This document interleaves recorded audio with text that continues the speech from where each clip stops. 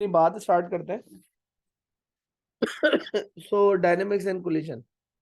अच्छा देखिए, dynamics and collision में हमें जो पहली चीज पढ़नी है वो है न्यूटन लॉज ऑफ मोशन।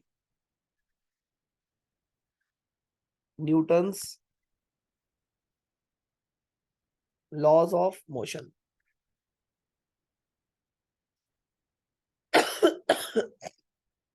अच्छा, आज थोड़ी सी तबीयत ठीक नहीं है तो मैं बस शॉर्ट रखूंगा क्लास। अच्छा, Newton laws of motion.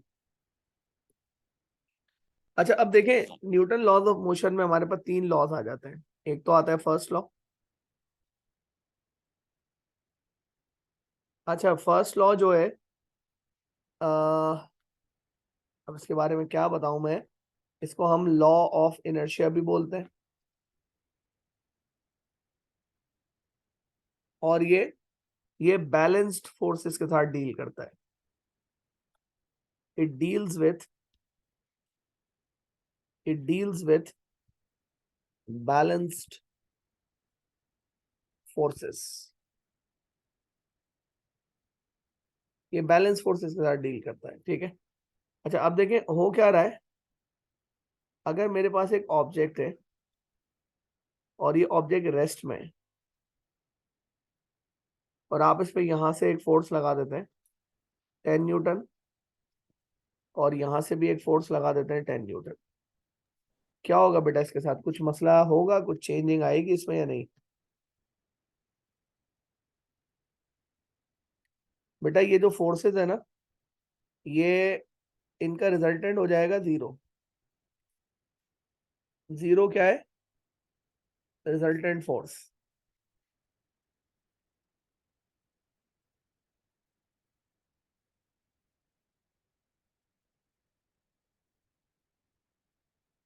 Zero क्या है? Resultant force. अच्छा, why resultant force is zero? Because forces are cancelling out each other. तो अब ये ऑब्जेक्ट अगर रेस्ट में है, it will remain at rest. ये रेस्ट में तो रेस्ट में ही रहेगा, ठीक है। अच्छा, अगर एक ऑब्जेक्ट मूविंग है, सपोज ये बॉल है, ये मूव कर रही है इस डायरेक्शन में with the velocity of 10 metres per second. अब इधर से जो फोर्स है वो 20 न्यूटन लगी इस पे, और यहां से भी इस पे फोर्स लगी 20 न्यूटन। तो अब होगा क्या कि ये जिस वेलोसिटी से चल रहा था, इस पे भी रिजल्टेंट फोर्स जीरो है, तो it will continue with the same velocity.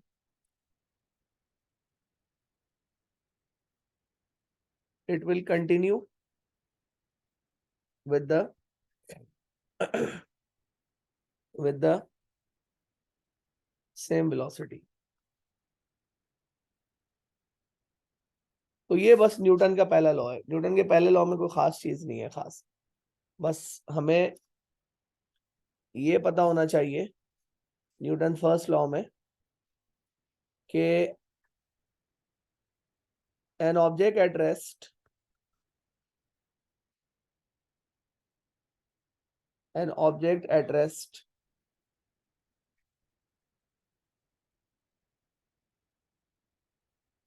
will remain at rest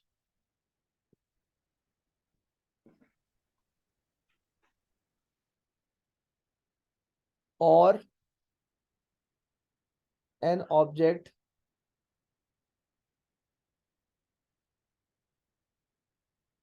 moving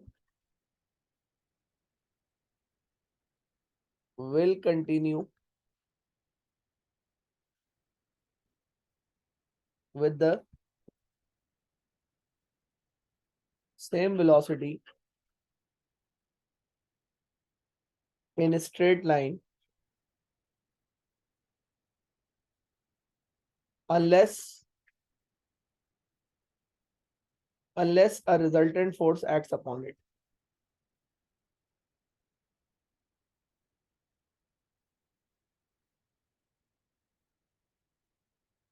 acts upon it। ठीक है बेटा, मेरे ख्याल से न्यूटन फर्स्ट लॉ बड़ा स्ट्रेट है। अगर एक ऑब्जेक्ट रेस्ट में है तो वो रेस्ट में ही रहेगा, यानी कि हम ये कह सकते हैं कि ये जो बैलेंस फोर्सेस है ना, दे आर वर्थलेस, ये कैन नॉट डू, ये कुछ नहीं कर सकती, दे आर वर्थलेस। मतलब अगर किसी ऑब्जेक्ट पे बैलेंस फोर्सेस एक्ट करेंगी तो उसको कुछ भी नहीं होगा, वो रेस्ट में तो रेस्ट में ही रहेगा, या जिस वेलोसिटी से चल रहा है ये उसी वेलोसिटी से कंटिन्यू रखेगा अपने आप को मूव करना। अच्छा, दूसरा इसमें आपको थोड़ा सा इनर्शिया का कॉन्सेप्ट पता होना चाहिए। जैसे मिसाल के तौर पे अगर ये एक छोटा सा बॉडी है, इसका मास है 5 kg, और मेरे पास एक और इससे भी छोटी बॉडी है, इसका मास है 1 kg, तो हम क्या कहेंगे, it is easier to move 1 kg mass than 5 kg mass।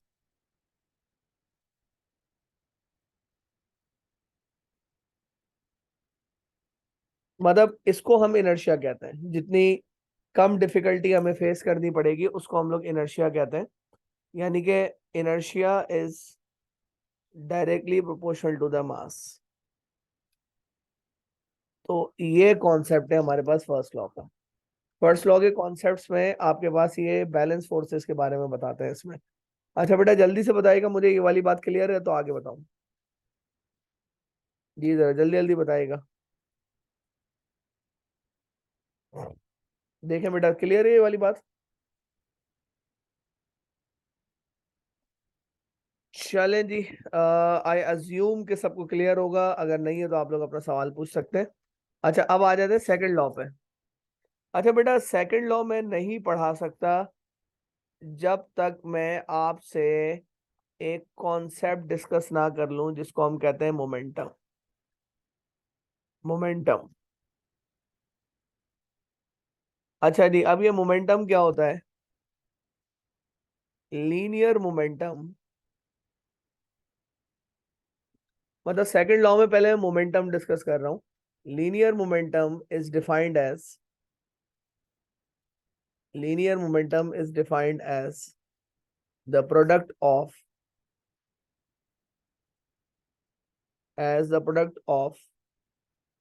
mass and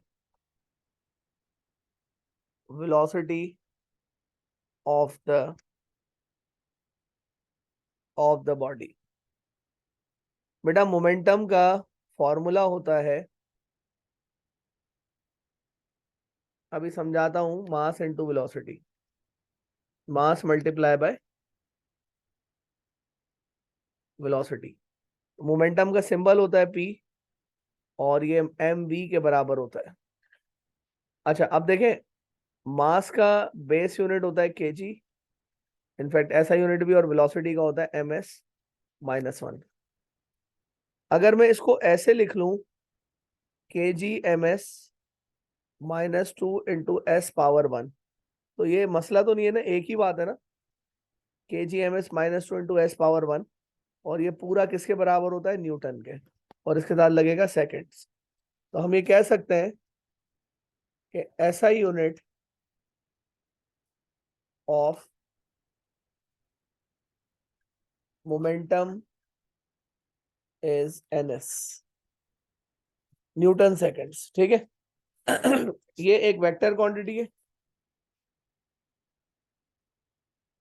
it is a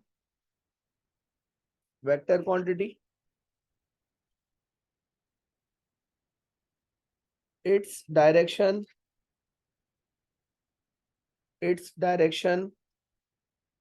is same as velocity। मतलब जो वेलोसिटी की डायरेक्शन है, अगर वेलोसिटी की डायरेक्शन राइट साइड पे है पॉजिटिव, तो मोमेंटम भी राइट साइड पे पॉजिटिव होगा, सेम एज वेलोसिटी। नाउ एक बात याद रखिएगा, momentum is the quantity of motion. Momentum is the quantity of motion, मतलब देखें, अब आप मोमेंटम का कॉन्सेप्ट समझें। देखिए मोमेंटम का कॉन्सेप्ट समझिएगा, बड़ा अजीब सा और बड़ा डिफरेंट कॉन्सेप्ट है, ये आप लोगों ने पहले पढ़ा हुआ भी नहीं है, इसके बारे में थोड़ा सा सीखिएगा। देखिए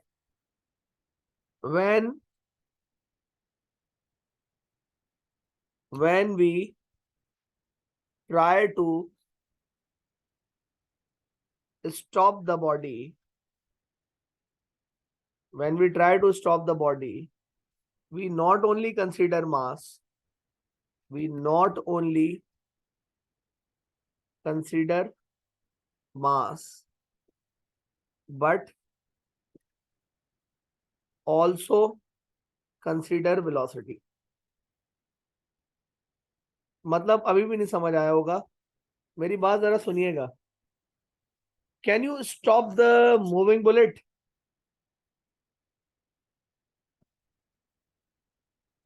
इट इज वेरी डिफिकल्ट, मतलब बहुत मुश्किल है।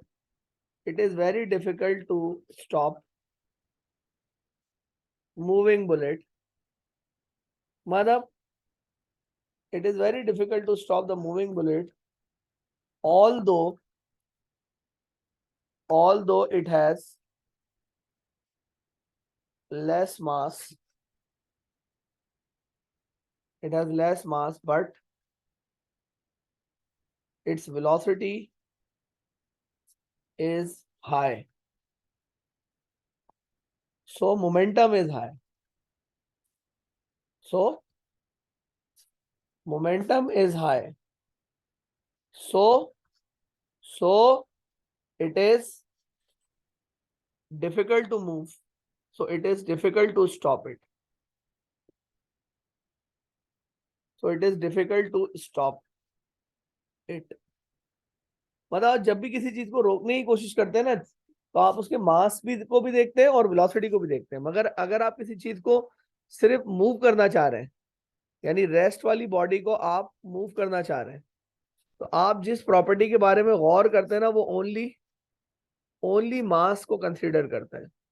मगर आप अगर किसी चीज को रोकना चाहें, तो आप उसके मोमेंटम को कंसीडर करते हैं, यानी मास और वेलोसिटी दोनों को देखते हैं।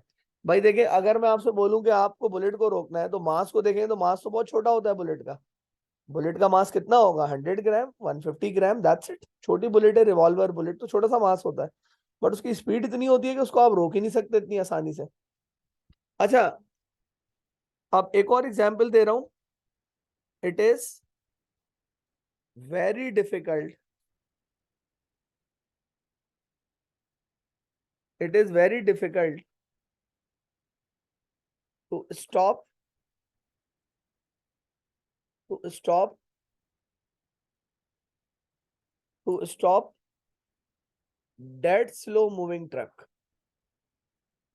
Dead slow moving truck.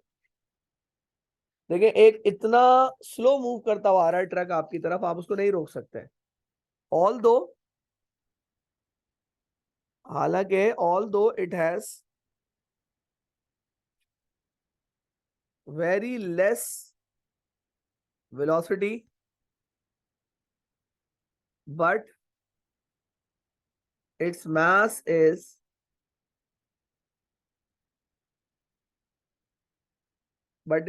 is extreme, so it has high momentum। तो भाई इसको हम लोग कहते हैं मोमेंटम, ठीक है। अच्छा, अब जरा मेरी बात को सुनिएगा।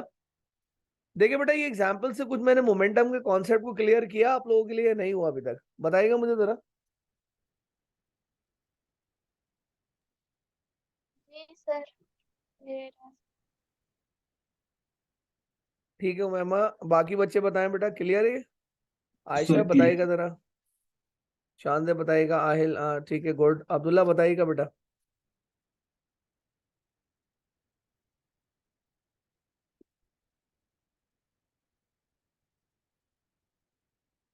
चलें जी, बेस्ट हो गई बात। अब आप आगे देखते हैं। देखें, अभी मेरे पास एक वॉल है, ये कोई दीवार है बेटा, आपके पास ये कोई दीवार है, ये कोई वॉल है। आपने इस पे किसी बॉल को थ्रो किया, इस बॉल का मास है 2 kg।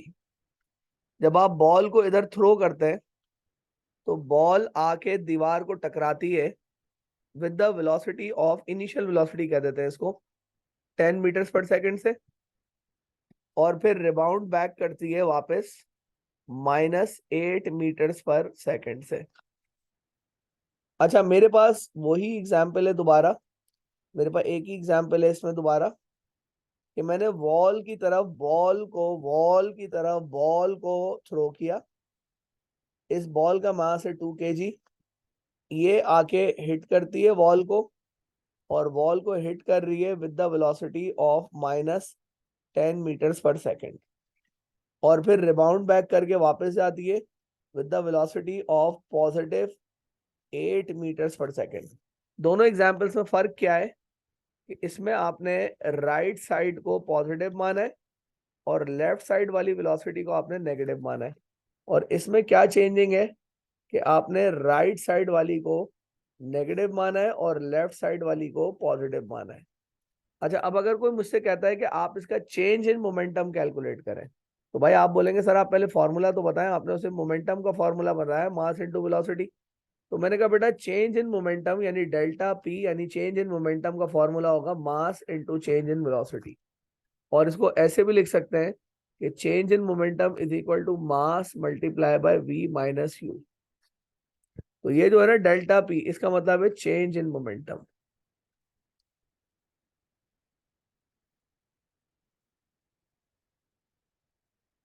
Change in momentum.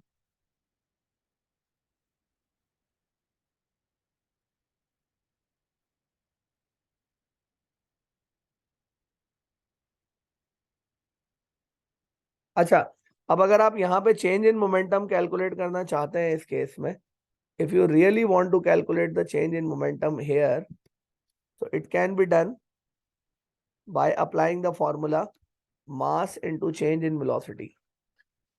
तो अगर आप यहाँ पे चेंज इन मोमेंटम निकालते हैं तो ये हो जाएगा mass into final velocity. Final velocity is -8 minus initial velocity is +10। तो मास की वैल्यू है 2 और अंदर हो जाएगा -8 -10, तो ये हो जाएगा -18 इंटू 2 यानी कि -36 न्यूटन सेकेंड्स। अच्छा, इधर अगर आप निकालते हैं चेंज इन मोमेंटम, आप इस तरफ निकालते हैं राइट साइड पे, तो चेंज इन मोमेंटम का फॉर्मूला हो जाएगा mass into change in velocity. Mass की जगह आपने 2 रखा और फाइनल वेलोसिटी की जगह आपने रखा 8 और इनिशियल वेलोसिटी की जगह रखा -10। माइनस फॉर्मूले का भी आ गया बीच में, तो ये हो जाएगा 2 इंटू 8 + 10 और ये हो जाएगा 2 इंटू 18, यानी कि ये आंसर आ रहा है 36 न्यूटन सेकेंड्स।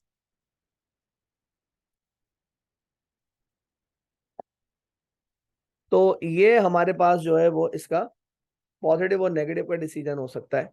अगर डेल्टा वी पॉजिटिव आ रहा है तो डेल्टा पी भी पॉजिटिव आएगा, और अगर चेंज इन वेलोसिटी का आंसर नेगेटिव आ रहा है तो चेंज इन मोमेंटम का आंसर भी नेगेटिव आएगा। देखिएगा बेटा, ये वाली बात सही है। मैंने ये मोमेंटम को थोड़ा सा यहाँ पे और चेंज इन मोमेंटम को थोड़ा सा क्लैरिफाई किया आप लोगों के लिए। आई होप कि ये वाली बात आप लोगों को क्लियर हो गई होगी।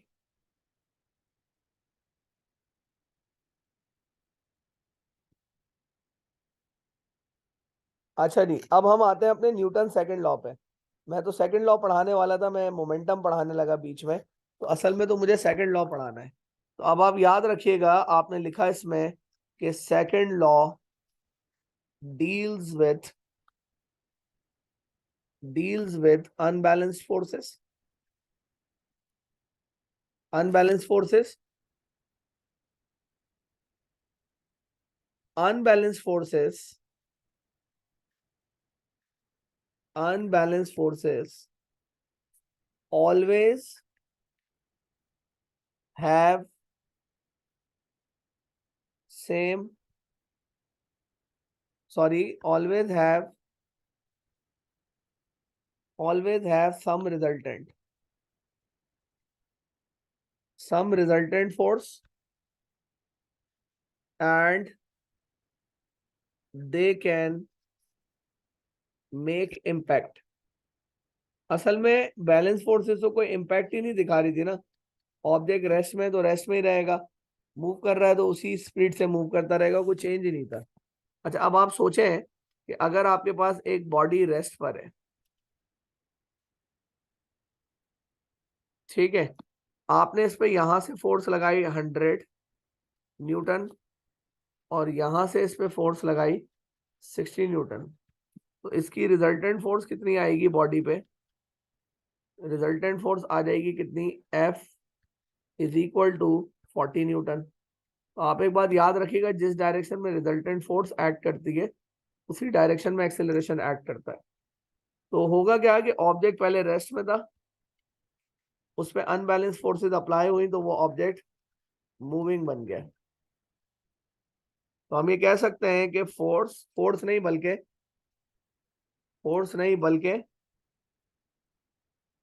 Resultant force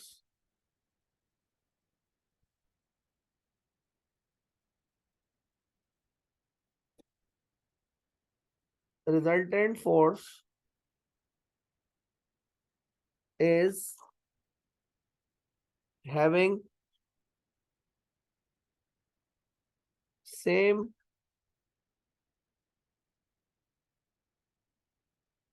direction as acceleration। जिस डायरेक्शन में फोर्स ऐड करेगी लाजमी तौर पे उसी डायरेक्शन में एक्सेलरेशन होगी। अच्छा, अब आप देखिएगा, अगर आपके पास एक ऑब्जेक्ट ऑलरेडी मूविंग है, मतलब ये इस डायरेक्शन में मूव कर रहा है with the speed of 10 metres per second, आपने इस पे यहां से फोर्स लगाई 100 न्यूटन और आपने इस पे यहां से force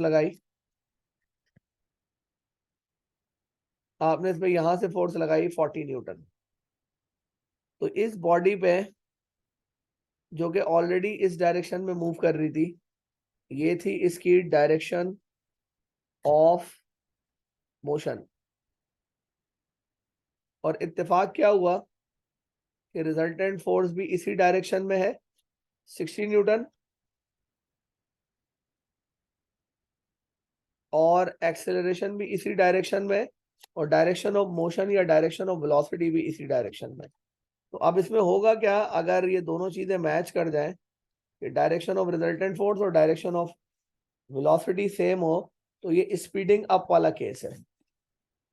when F and V यानी कि force and velocity are in same direction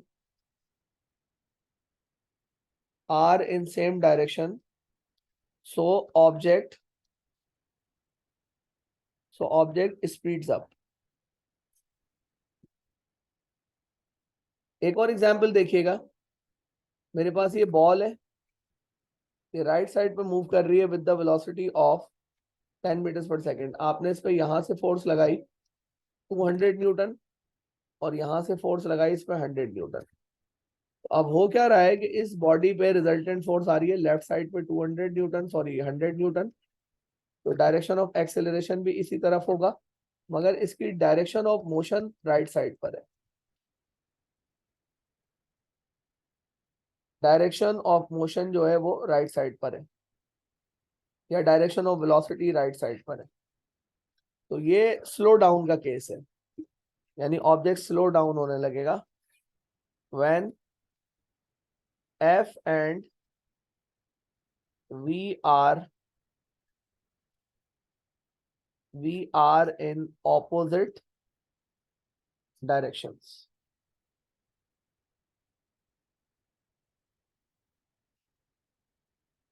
When F and V are in opposite direction, तो ऑब्जेक्ट आपका हमेशा स्लो डाउन होगा।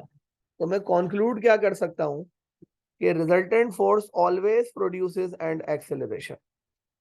मैं कंक्लूड क्या करूंगा, resultant force always produces and acceleration. चलिए बेटा जरा इसको देखें एक दफा अच्छी तरीके से, जरा यहाँ पे 5 मिनट रुकते हैं, फिर आगे बढ़ाते हैं बात को। आप इसको जरा अच्छी तरह से देखें। अगर कोई सवाल है तो बेटा जरूर पूछिए।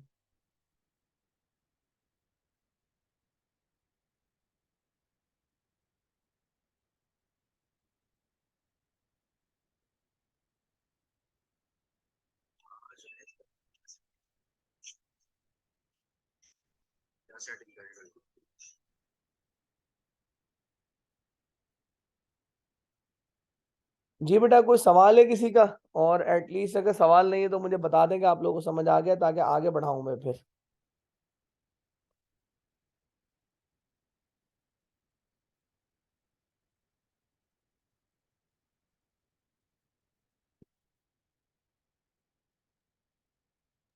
नहीं है सर।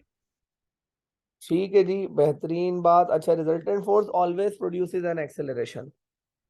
अच्छा, अब ये एक्सेलरेशन जो है, ये मेरे पास एक मास है, मेरे पास ये एक और, मतलब अब मैं करना क्या चाह रहा हूँ आप देख रहे हैं कि मेरे पास एक मास है और एक और आइडेंटिकल मास है m, और एक और आइडेंटिकल मास है स्मॉल m। आपने इस पे यहां से फोर्स लगाई F1, और F1 का मैग्नीट्यूड है 100 न्यूटन। आपने इस पे यहां से एक और फोर्स लगाई F2, और ये है 200 न्यूटन। आपने इस पे यहां से एक और फोर्स लगाई F3 विच इज 300 न्यूटन।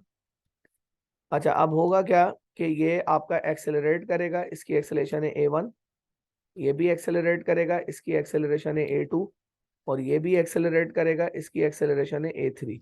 मगर A3 सबसे ज्यादा होगा, क्योंकि acceleration is directly proportional to resultant force. दूसरी बात, अगर मेरे पास एक मास है M1 और एक मास है इससे भी बड़ा M2, और एक मास है सबसे बड़ा M3,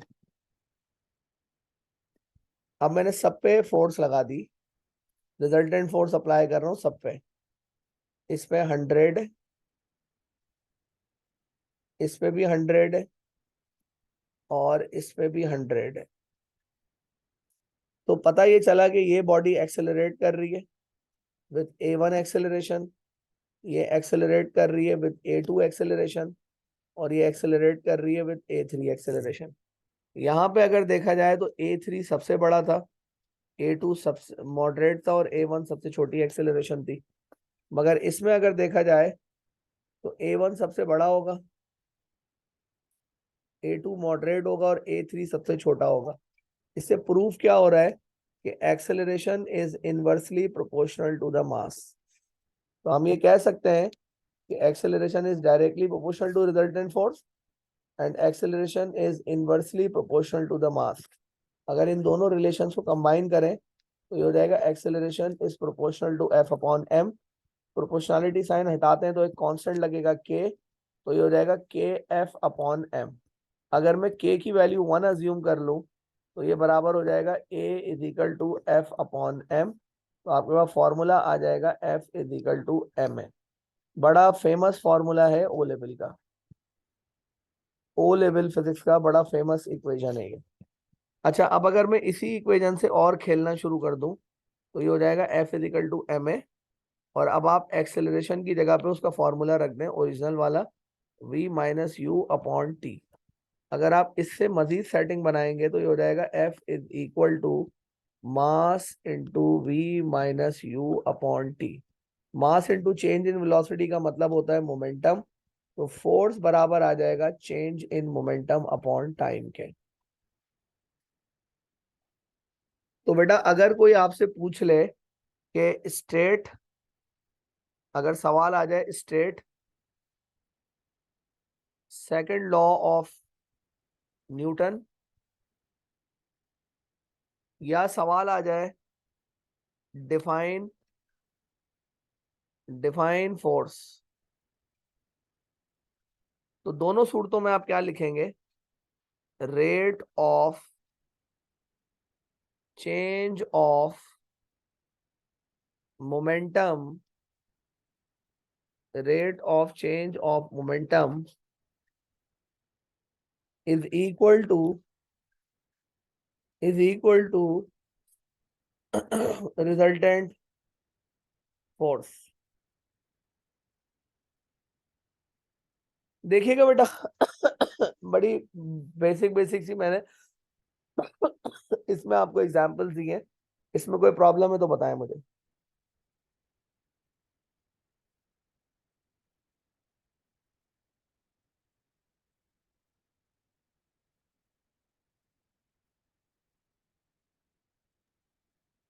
नहीं सर।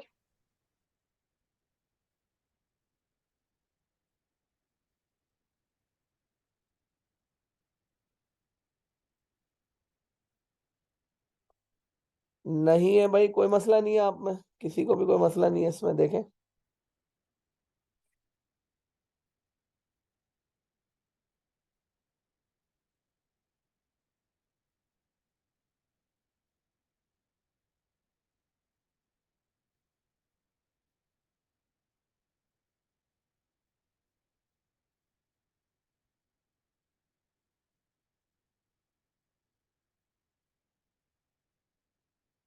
ठीक है जी, तो ये सेकंड लॉ के बारे में मैंने यहाँ पे आपसे बात की है।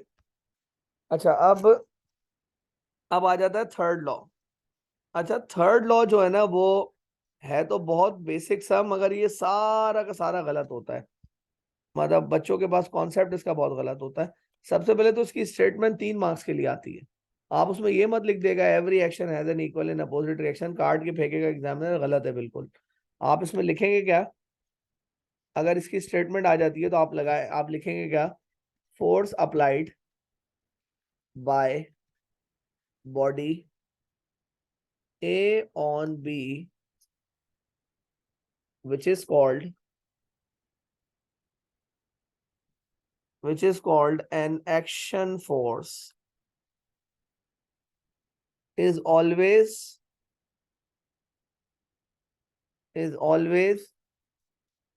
equal in magnitude but opposite in direction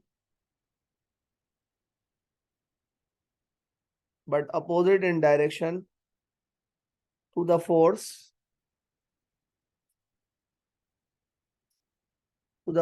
applied by body B on A।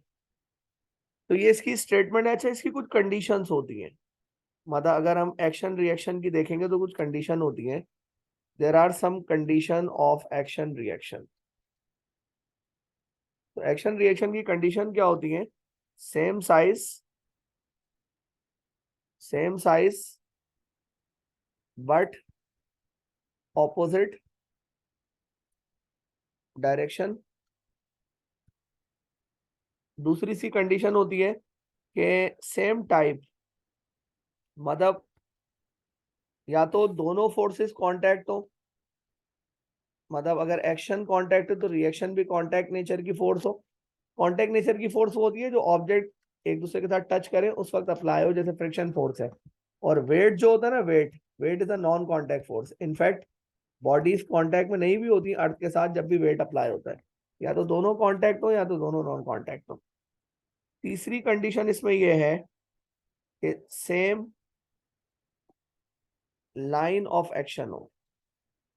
Same line of action का मतलब ये कि अगर एक ये बॉडी है तो इस पे अगर एक फोर्स ये है F1, तो ये इसका रिएक्शन नहीं हो सकता क्योंकि सेम लाइन में एक्ट नहीं कर रहा। इसका रिएक्शन फिर यही बन सकता है, इसका रिएक्शन फिर यही बन सकता है इस डायरेक्शन में F2। यानी ये दोनों फोर्सेस की प्लेन सेम होना चाहिए, या तो दोनों एक्स एक्सिस के अलाउंग है, दोनों वाई एक्सिस के अलाउंग। चौथी बात होती है टू डिफरेंट बॉडीज।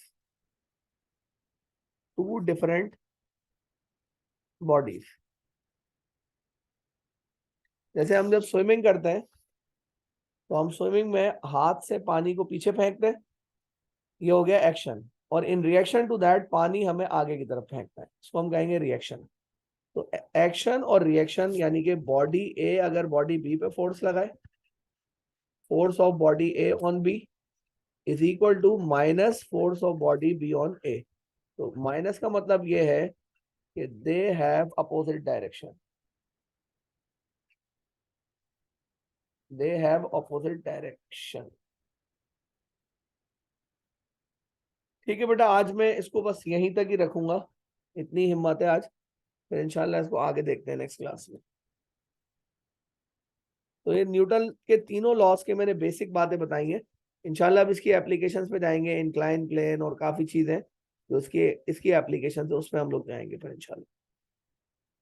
ठीक है जी, आज यहीं तक रखूंगा बात बस।